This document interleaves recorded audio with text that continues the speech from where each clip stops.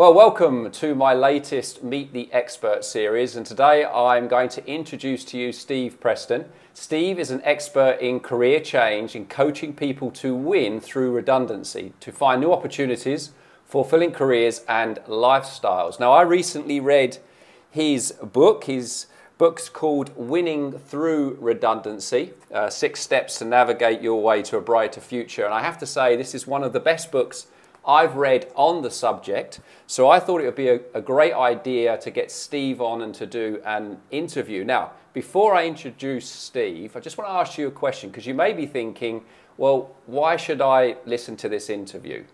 Well, here's a question for you to think about. How do you feel about your career?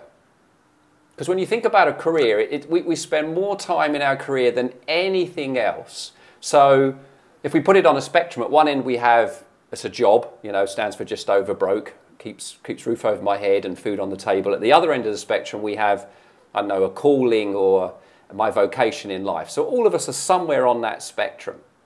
But how happy are you in your career? How fulfilled are you in your career? How meaningful is your career? Because although the book talks about redundancy and what you should do after redundancy, Steve explains at the front that you can be proactive. You can make a decision to move to a more fulfilling career, and a career that enables you to express more of who you are without having to wait for a redundancy. And when you think time is our most precious resource, we don't want to be wasting time doing something that we don't love doing. So as I said, I thought it'd be a good idea to get Steve on and talk about the book and a little bit about himself. So welcome, Steve, and thanks for doing the interview. Thanks, Colin. Looking forward to it. So why don't you start out by telling us a little bit about yourself? Because on the front, under your name, it says, is a career catalyst. So what is a career catalyst? Right. Well, thanks, Colin. Yeah, I'll just share the story behind that quickly.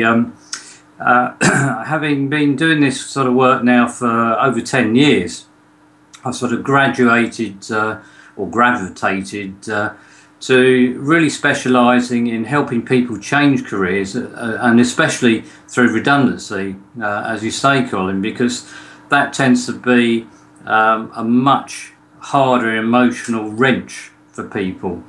But the whole career change process is actually a total emotional roller coaster, which I'm sure we'll come back to later. And when I was actually looking to brand myself, when I was writing the book, and more so aside of my business in my own right as an author, I went to a number of my clients and said, well, how would you describe what I do?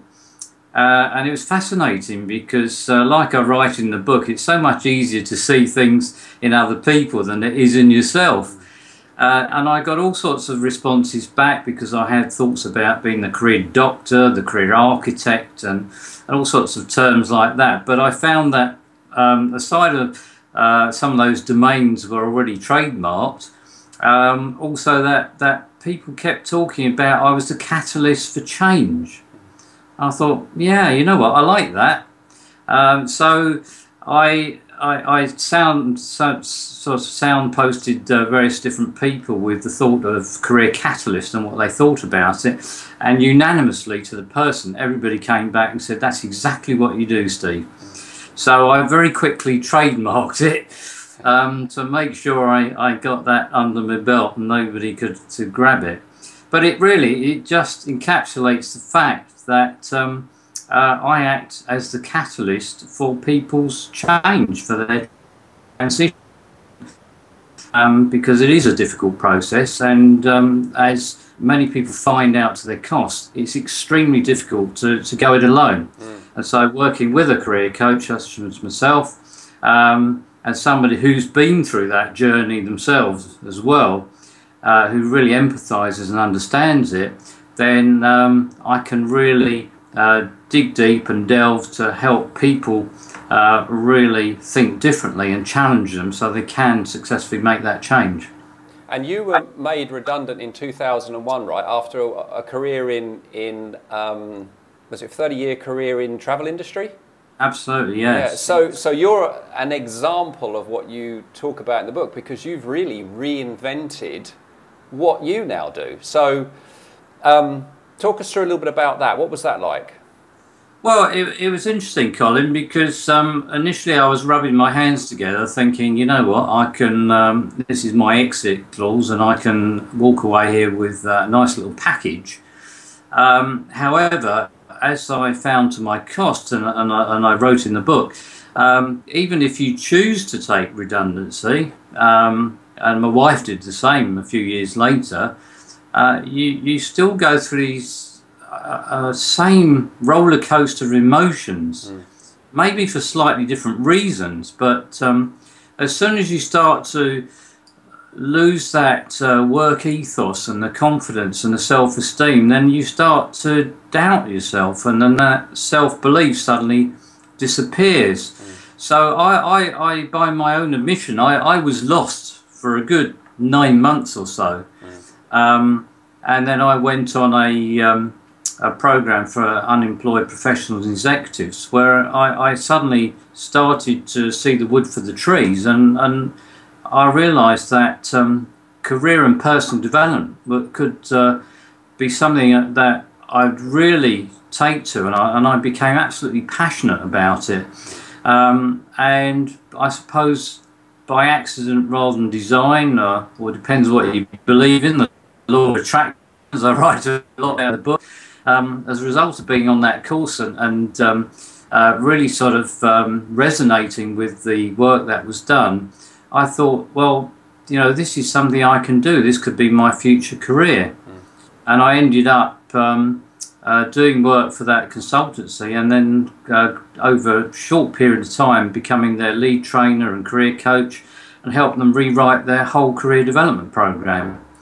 Of course, at that point, I'm suddenly thinking, well, hang on a minute, I'm doing this for another consultancy. You know, I should really be doing this under my own brand. And it sort of went from there. But yes, I really was lost, having had 30 really good years in the travel industry, although I did lots of different things. And of course, that was the other realisation, Colin, that over that 30-year career, the last 12, 15 years or so, I could have been in any sector, any industry, because I'd worked in sales, operations, project management, HR, you name it. And it's only when you come out of that environment and start to see things from a different perspective that you realise that, you know, there is a life after whatever you've done before, even though a lot of people don't necessarily realise it. But it is a difficult journey for most people, and many people do get lost in that career transition maze, as I'll talk about. Well, that might lead us on to the next question then. So what was your motivation or inspiration for writing this book? Yeah, great question, Colin. I suppose the main inspiration was to make a difference and really help others who are stuck in that same situation, whether as a result of redundancy or also the awful stuck in a career rut, going nowhere, totally frustrated, and on a downhill slide, if you like. But having seen so many of my colleagues who I work with relate so badly to what happened to them, and I realised that everyone relates differently to redundancy. Even though I chose to take it, and I was offered the opportunity to move up north and live like a king, as it was put to me, I thought, well, you know what, I don't want to be beholden to any employer, and I don't want people taking control of my career. I need to take control of my own career and my life, and become what I call the architect of my own future. So the key inspiration behind the book was to help other people in those situations to realise that there is a definite way to tackle career transition, and there is a definite process, which is why I developed my 6-step career navigation cycle process, to simplify things, if you like, to help people through that very difficult career transition journey and maze. And I mean, I have my own views on this, but what would you say, in your opinion, how does this differ, your book differ from other books out there that are writing on redundancy or career transition? Well, there's obviously I'm biased, but there's a massive difference. And again, I suppose that was another motivation. So it's a good question, Colin. I wanted to write a different sort of book. There are loads of books out there that talk about job search, CVs, interview skills, and all this sort of stuff, which are all important. But I wanted to write a book which really inspired people, to help them realise that, you know what, it's not necessarily about another job. It really is about finding work that you love. And work that you love may not be another job. It could be self-employment, it could be a portfolio career, which is interesting that so many people now I come across still don't understand that term. And I was running a seminar last week about all this stuff, and apart from my two clients who were in the room, not one other person had heard of the term, the portfolio career. Wow. So if you like, it would take the lid off to help people to challenge their perceptions and to really give them a new perspective, to make them realise that basically anything is possible with the right process, the commitment, the self-belief, confidence, and of course taking the right positive actions. And that's been proven time and time again. Very good. And what would you say are the sort of common mistakes that people make? One, when they've been made redundant, and secondly, if they are thinking about the whole subject of career transition. They may not call it that. They may say, I want to do something else, or I want a new job, or I want a new career. But what would you say are the mistakes, the typical mistakes? Maybe share three typical mistakes that you see people making. Yeah, well, there's some very obvious ones, Colin. And the first one is the classic scattergun. Yeah? Yeah. And I've written lots of articles about this even before the book. People's immediate first reaction once they've been told about redundancy, or there's even the threat of redundancy, or even if they are thinking about changing career, first thing they do is fire off their CV into cyberspace. It's untargeted, it's unfocused, they have little clarity about what they really want to achieve, and it really doesn't sell themselves in the best possible light, because they haven't done the key work that sits behind all that, which I'm sure we'll talk about in a minute. So that's point one. Point two, especially if it's redundancy, is panic. I'm not suggesting that people should, but more the point that people go into panic mode. Yeah. Oh my God, how am I going to survive? How will I find another job? What will my husband, wife, partner, whatever say? And how do I tell my friends? It's this embarrassment factor, if you like, which, you know, in today's modern world of working, redundancy, unfortunately, is a fact of life. So it's getting out of that panic mindset, and actually realising it's an opportunity rather than a threat. And for many people, it's the first time in their life where they can actually take a step back, take stock, reflect, and actually start to think about what they really want to do, as opposed to maybe what they fell into, which is what happens to so many people, that they fall into a career. And the other key mistake is the lack of belief. Again, I saw this last week at the seminar I was running, where questions came forward. You know, people really find it difficult to believe they can make a change, they can make that transition. You know, how am I going to do this? I've only ever known one thing or a couple of things, so how can I possibly make that transition? So having that belief and following the process, that the 6-step process I've developed, will really give people the confidence to help them through, and to realise that, yeah, you know what, I can do this. So I suppose those are the three key, the three biggies, if you like. Yep. Oh, and there's one other which maybe I'll just share with you, Colin, because it is important, and I find this the most frustrating of the lot, is that people do all the hard work, they go through all the the 5 stages of the process, if you like, they get to the final stage, which is taking positive action, and then all of a sudden they think, oh my God, this is a bit scary, and then they retreat back into their comfort zone, which is exactly what they wanted to get out of, and they wanted to do something different, and they just go back to exactly where they were before, and then they spend the rest of their life thinking, what if? And that, to me, is absolutely senseless. Yep. But it's all back to the belief. Yep.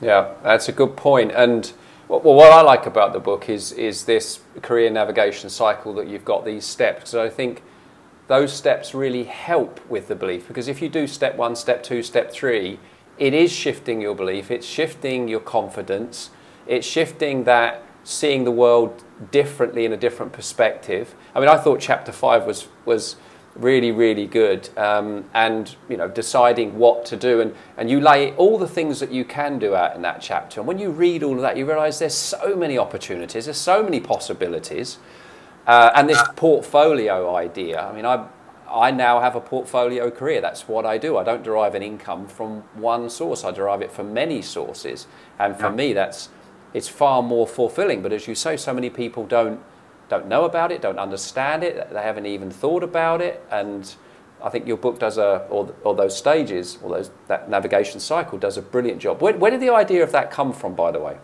Well, firstly, thank you, Colin. I appreciate that. And well, the cycle came as a result of, I suppose, a constant frustration that was sort of eating away at me.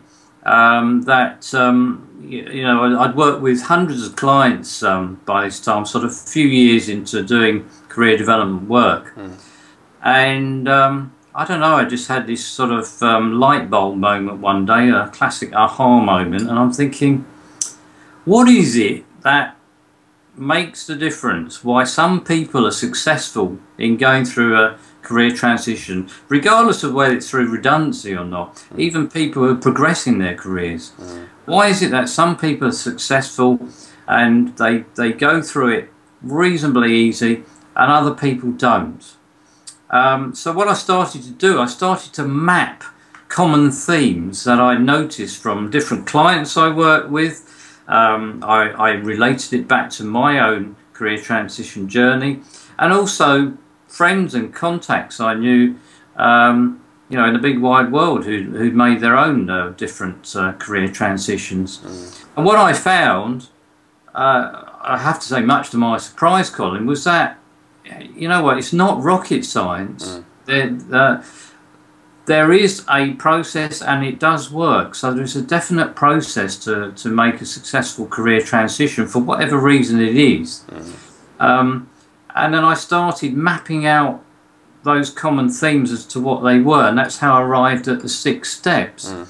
And it's interesting because in a recent book review only the other week from the Chartered Management Institute, the reviewer highlights the fact that he loves the simplicity of the book and the 6 steps of the cycle.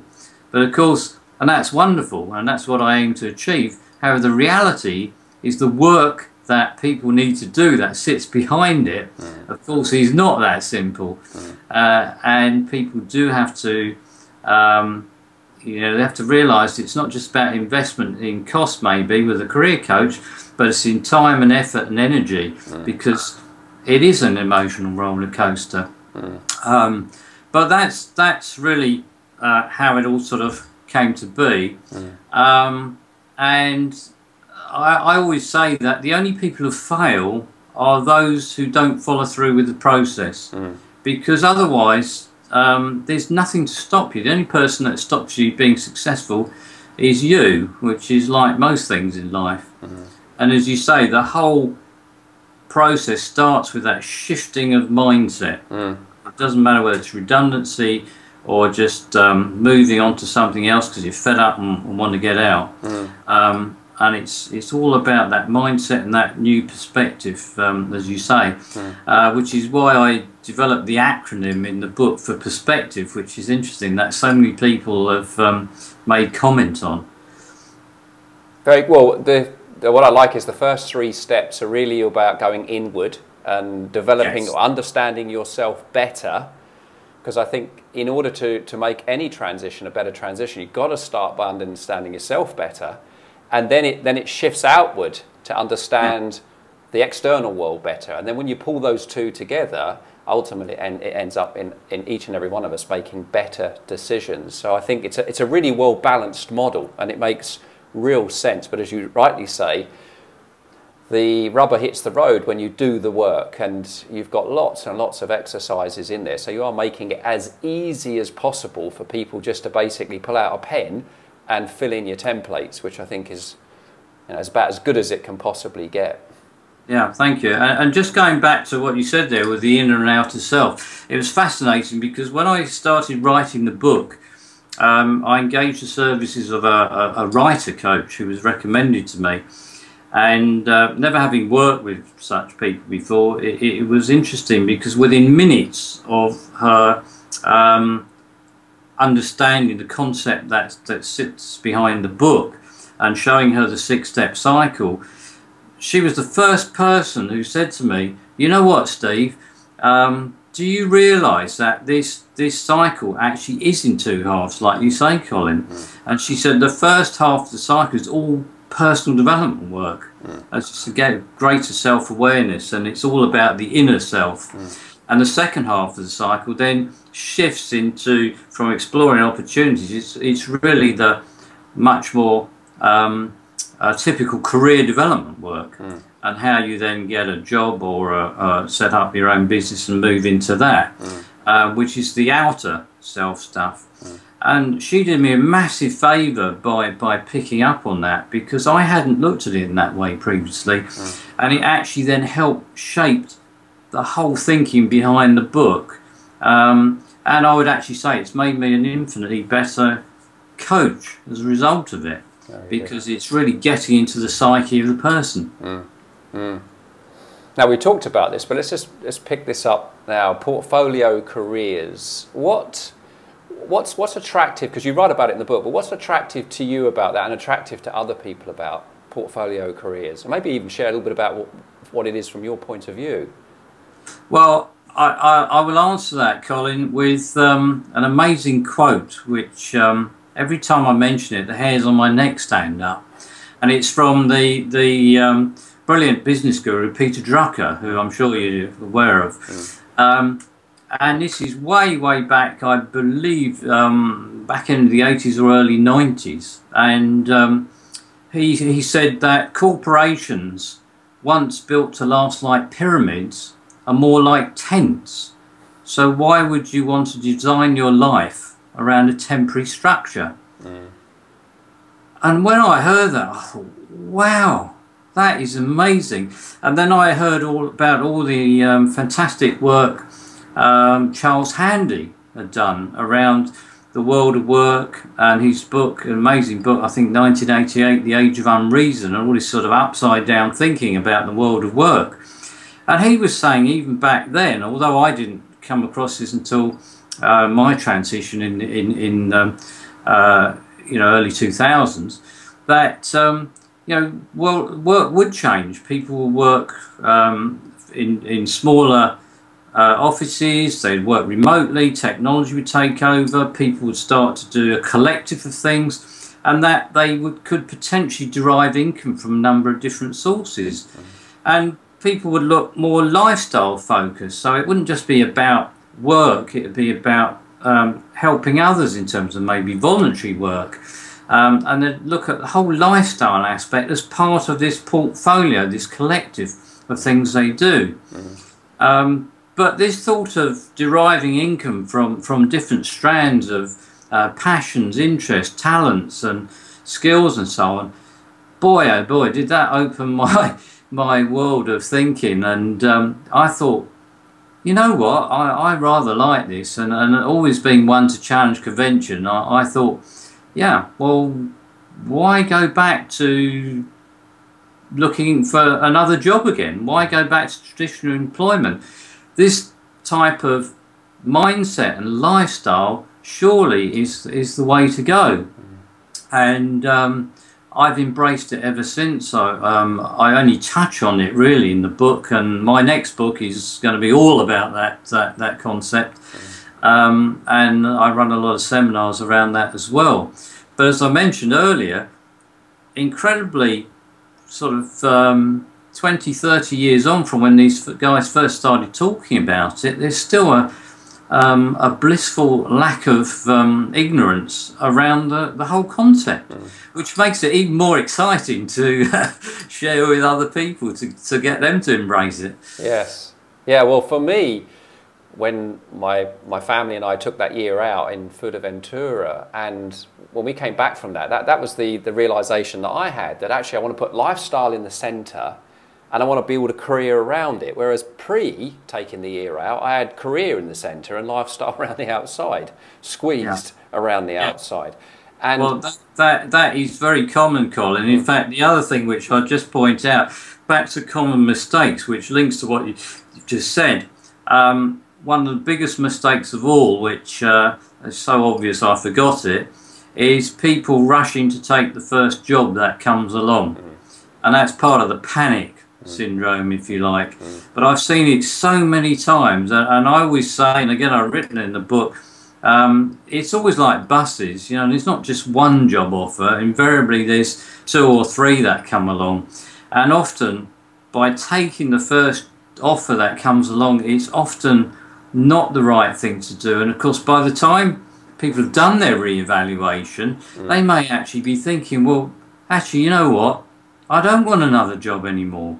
In which case, why put themselves through that awful job search and interview process and all the stress and everything that goes with it? No, well, I've seen it like yourself for sure, and it is that panic. It's a decision made, and it's the wrong decision, and then you have regret again. Right? Then you're back in the same situation. You regret making the decision. So, yeah. Now, I know you're going to give the listener of this a download, which will be below this video, and it's six top steps to navigate your way to a brighter future, which gives them more information and gives them your top tips. Where else can the listener go to get more information? What's your website address, Steve? Well, my Career Catalyst website, which is probably the best point, is www.steveprestonthecareercatalyst.com. Bit of a mouthful. And that basically showcases the range of products and coaching services and masterclasses that I offer in my own right as Steve Preston. They can also contact me if they're into tweeting and so on. My Twitter handle is at Steve M. Preston. And I've also got a Facebook page as well at Steve Preston, the Career Catalyst, off the top of my head.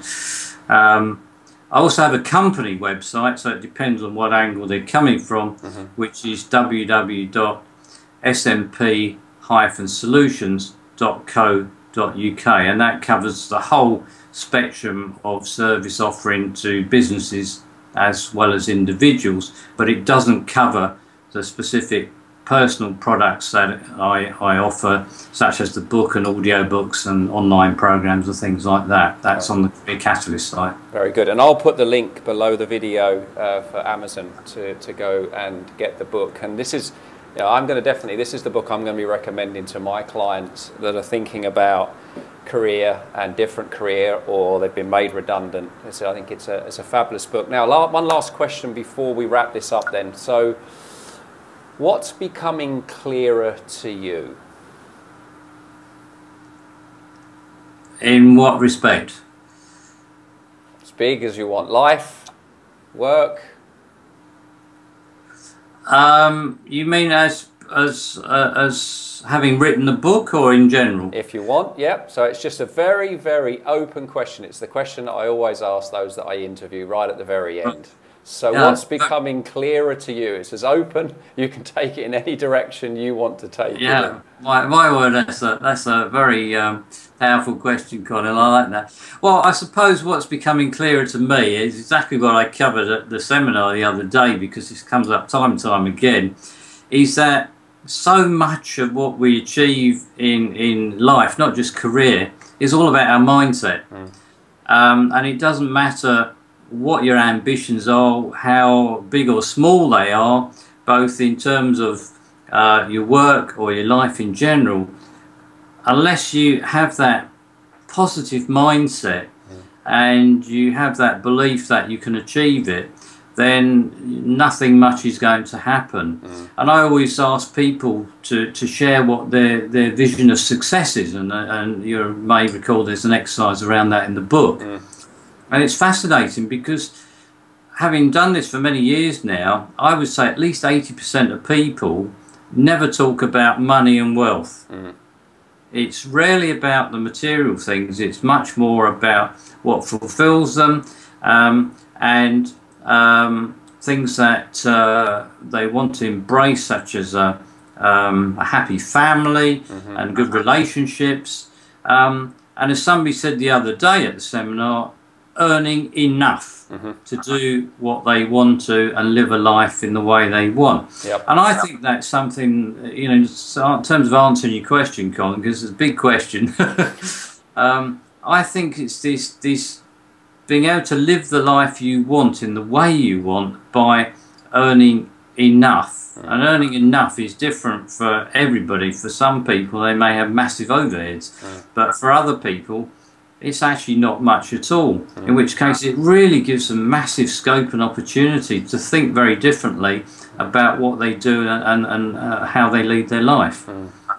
Very good, yes. So, well, I'd like to thank you for giving your time today, Steve, and also for the download that's below the video, because there's having read through that, there's some fantastic information in there. So the listener, you can download that and you can get that right now. Also, click through to Steve's websites, have a look at what else he offers, because there's a whole load of resources there for you. But also, I do recommend, you know, get the book. It's a fantastic book. It's one that's definitely worthy of being in a library. And even if redundancy is not on your mind at this time, be proactive, you know, think through, do the work, as Steve says, to figure out, well, what am I on this planet doing? What do I really want to do that's fulfilling, and spend that time wisely. So, Steve, thank you. Thank you, Colin. All right, bye for now. Bye.